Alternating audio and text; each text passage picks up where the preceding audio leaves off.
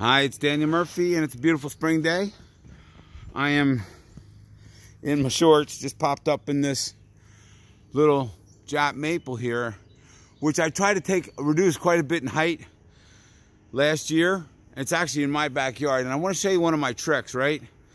So, a lot of times when you take too much out of the top of an ornamental tree like this, the tree will respond by putting out a bunch of sprouts, and we don't want it to sprout all these lower down in these lower limbs here, because like there's a sprout, that's fine, but we don't want every lower limb just full of sprouts, because it just aesthetically doesn't look pleasing. So knowing that the tree is going to respond by sprouting out, when I make that cut there, I left it 6 inches high, and you can see what's happening. And the tree's responding by putting out a bunch of new shoots, but most of them are going to be up in that 6-inch stub, and there's another one there. There they all are in that one. Can you see that stub there?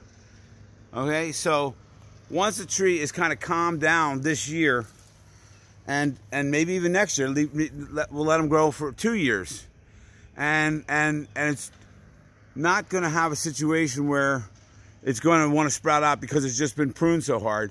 We can come in there and cut those 6-inch stubs off.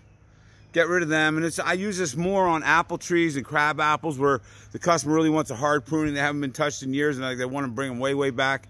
You know they're going to sprout out. If you know that's going to happen, then you make your cuts. Leave your cuts 6 inches, even a foot, and let the sprouts sprout out on those stubs, and then you can come by in a year or two and cut the stubs off with all the sprouts on them, rather than having, like, if this whole branch here, underneath those sprouts there, if this whole thing was covered with sprouts, what would you do? You'd have to like fool around with cutting all those sprouts off. So, and there's another one I actually made right up there. There's another example here. Intentionally leaving those stubs. So, you know, there's another one I left that just died. It didn't really grow out. So the tree will tell you what it wants to do here. There's a shorter one here. Again, I'm not even worried about making a proper target prune on a 1-inch branch. Like, what's the problem here? The compartmentalization is going to happen the way it happens, and there's going to be no issues with, you know, this tree failing because of decay. It's this limb here, you know, it's an inch, as big as my index finger. And over here, here's one I made a couple cuts on that just died. So we can just turn around and cut this off right here. No problem. Second pruning.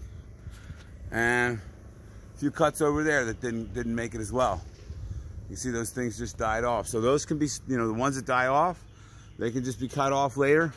If they sprout out like this, then they're helping us keep the aesthetics of this tree looking good later. So I hope you all can figure that out and use that and see if it works for you. Thanks for watching.